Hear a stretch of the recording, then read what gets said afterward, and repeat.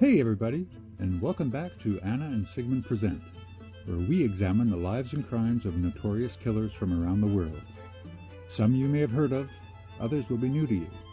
Either way, we'll be delving into dark and disturbing worlds, not for the faint of heart. Dennis Rader was a family man, hard worker, church leader, Cub Scout leader, and seemingly all-around upstanding member of his community. He had served for 4 years in the U.S. Air Force, rising to the rank of Staff Sergeant. He had an associate degree in electronics and a bachelor's degree in the administration of justice. The worst thing that was said about him is that he was too quick to euthanize some animals when he worked as a dog catcher. Nobody had a clue that this man killed 10 people, including children, over the period of about 20 years, as well as taunted the police about the murders. This is the story of Dennis Rader, the BTK Killer.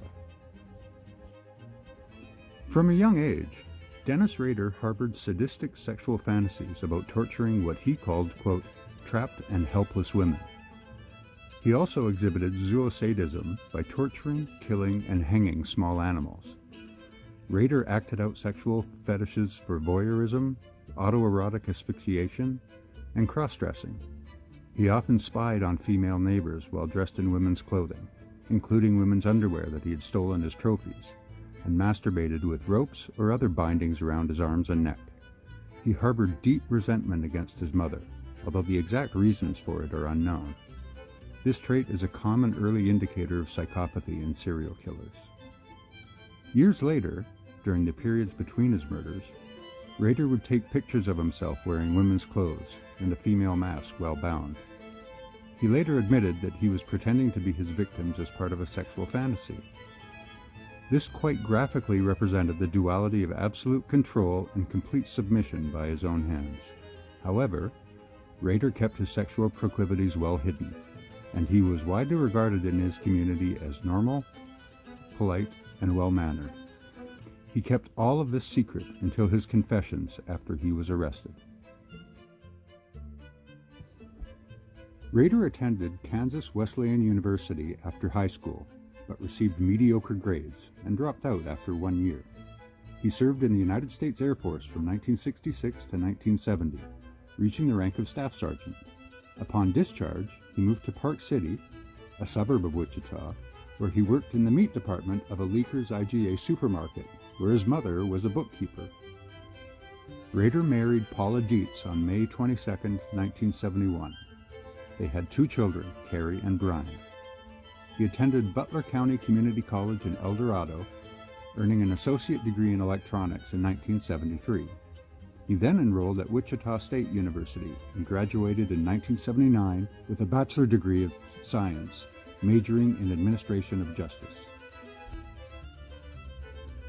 Rader initially worked as an assembler for the Coleman Company, an outdoor supply company.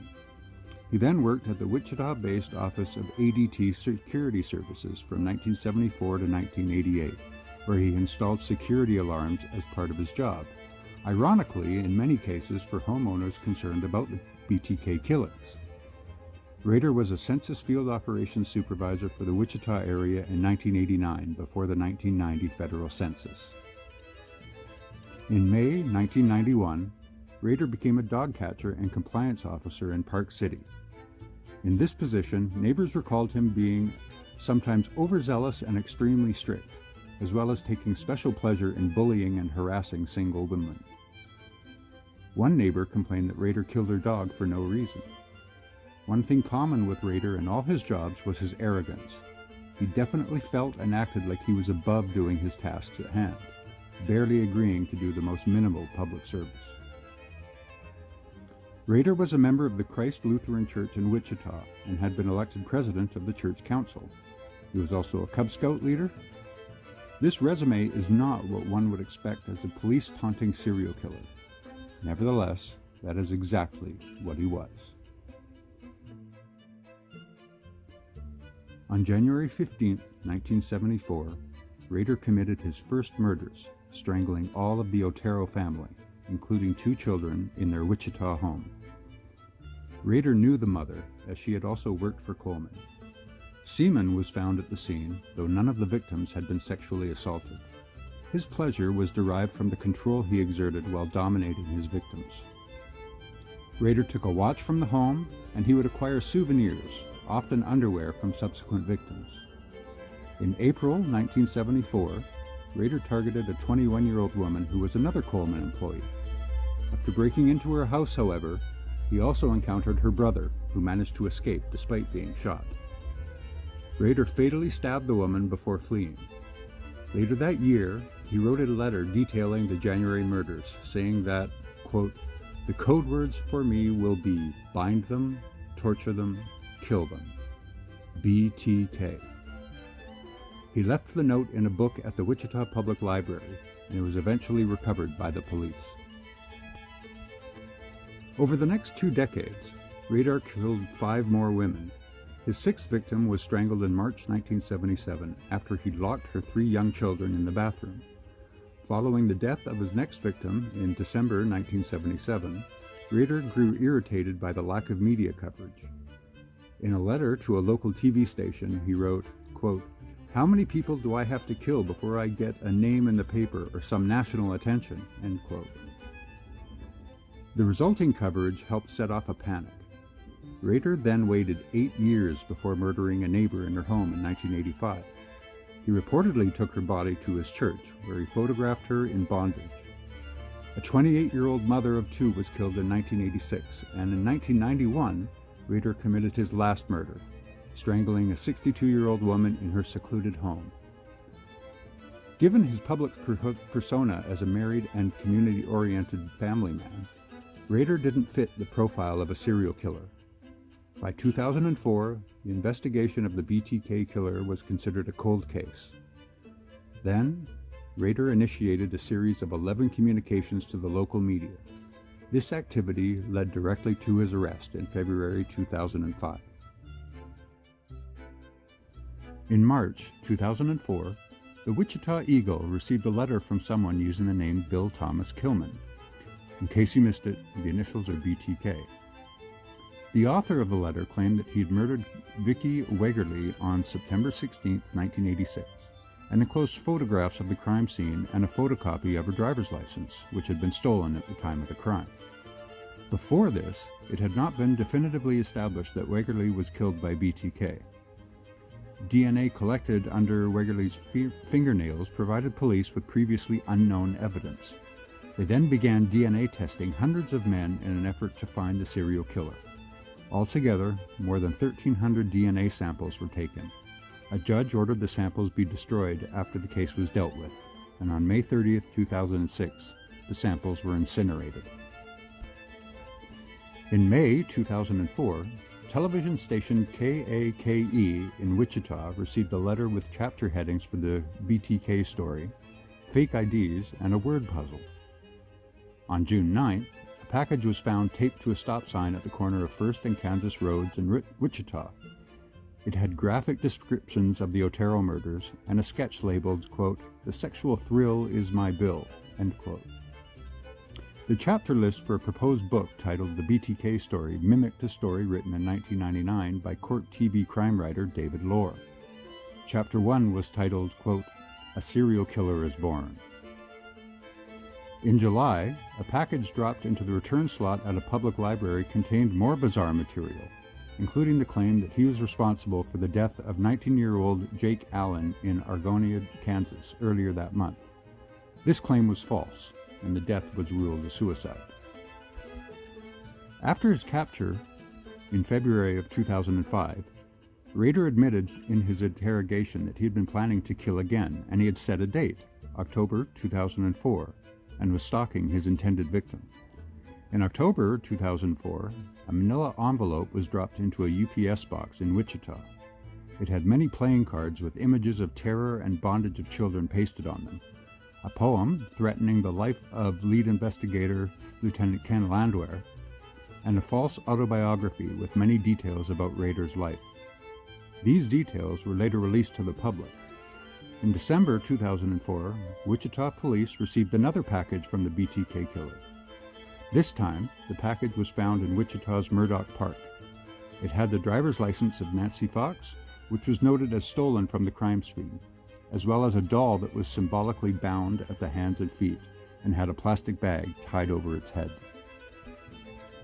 In January 2005, Rader attempted to leave a cereal box in the bed of a pickup truck at a Home Depot in Wichita, but the box was discarded by the truck's owner. It was later retrieved from the trash after Rader asked what had become of it in a later message to police. Surveillance tape of the parking lot from that date revealed a distant figure driving a black Jeep Cherokee, leaving the box in the pickup. In February 2005, more postcards were sent to KAKE, and another cereal box left at a rural location was found to contain another bound doll. In his letters to police, Rader asked if his writings, if put on a floppy disk, could be traced or not. The police answered his question in a newspaper and posted in the Wichita Eagle, saying it would be safe to use the disk. On February 16, 2005, Rader sent a purple 1.44 megabyte Memorex floppy disk to Fox affiliate KSAS-TV in Wichita. Also enclosed were a letter, a gold-colored necklace with a large medallion, and a photocopy of the cover of Rules of Prey, a 1989 novel by John Sanford about a serial killer.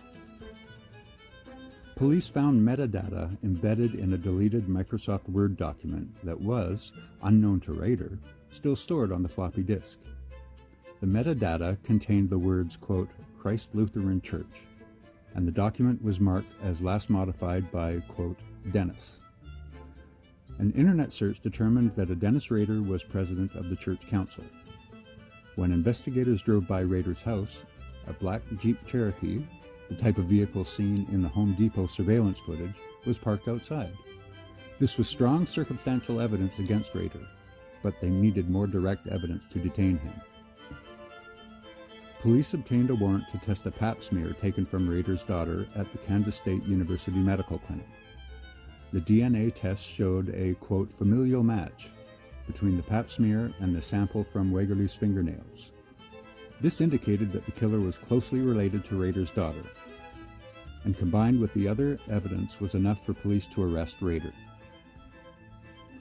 Rader was arrested on February 25, 2004. The arresting officer asked if he knew why he was being arrested, and Rader replied that he had an idea. 3 days later, he was charged with 10 counts of murder and bail was set at $10 million. He entered not guilty pleas on May 3rd, but changed his pleas to guilty 8 weeks later on all counts. He went on to graphically describe the murders and showed no remorse or emotion, nor did he apologize. He was sentenced to 10 consecutive life sentences and won't be eligible for parole until 2180. We'll leave you today with a couple of quotes from Rader during his trial and conversations with his judge. I actually think I'm possessed with demons. I was dropped on my head as a kid. And secondly, when this monster entered my brain, I'll never know, but it is here to stay. How does one cure himself? I can't stop it. The monster goes on and hurts me as well as society. Maybe you can stop him. I can't. Thanks for watching. We hope you found this to be both entertaining and informative. If you have any suggestions for topics, please let us know in the comments down below. We'll do our best to accommodate your wishes. Don't forget to like and subscribe, and hit the notification button. It's just a few clicks for you, but it means a lot for us. You can also help the channel by becoming a patron. Click the link in the description if this is a way you can support us. Any help you give our channel is greatly appreciated. See you next time.